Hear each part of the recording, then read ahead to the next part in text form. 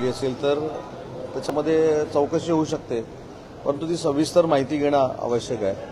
आणि आज मला एका वेगळ्या मुद्द्यावर देखील आपल्यामार्फत काही गोष्टी सांगितल्या पाहिजेत। मी ज्या मतदारसंघाचा आमदार आहे, रत्नागिरी संगमेश्वर मतदारसंघाचा मी आमदार आहे आणि त्या मतदारसंघामध्ये जगद्गुरू रामानंदाचार्य नरेंद्र महाराजांचा फार मोठा मठ आहे।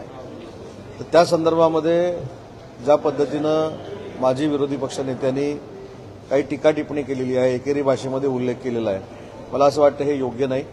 कारण मी स्वतः तो मठ बघतो, तिथे येणाऱ्या लोकांची संख्या बघतो। त्यांनी एका वर्षामध्ये 1,16,000 रक्ताच्या बाटल्या हे जीव वाचवण्यासाठी आरोग्य यंत्रणेकडे दिलेल्या आहेत। त्यांच्या स्वतःच्या अँब्युलन्स चालू असतात, स्वतः देहदानाच्या संदर्भातली चळवळ त्यांनी उभी केलेली आहे।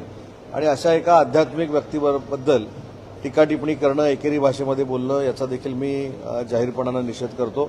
मला असं वाटतं की हिंदुत्वाच्या बाबतीमध्ये त्यांनी घेतलेली भूमिका ही जर कोणाला पटत नसेल तर त्यांनी त्यांच्या मार्गाला जावं, परंतु हिंदुत्वाची त्यांची भूमिका ज्यांना पटते, अनेक ठिकाणी त्यांनी तशा पद्धतीची प्रवचनं देखील केलेली आहेत। लाखो लोक त्याला उपस्थित राहतात, ज्यांना पटतं ते लोक त्या ठिकाणी जातात। त्यामुळे त्याच्यावर आक्षेप घेण्याचा अधिकार लोकशाहीमध्ये कोणालाच नाही आहे। आणि म्हणून मला असं वाटतं की ज्या पद्धतीनं सामाजिक काम ती ट्रस्ट करते, म्हणजे सांगताना कदाचित आपल्याला आश्चर्य वाटेल की शासनाची अँब्युलन्स पोचायच्या अगोदर नॅशनल हायवेवर नरेंद्र महाराजांच्या ट्रस्टची अँब्युलन्स पोचते। त्याच्यामुळे एवढं चांगलं सामाजिक काम त्यांच्याकडनं होत असताना राजकीय आकसापोटी त्यांच्यावर टीका टिप्पणी करणं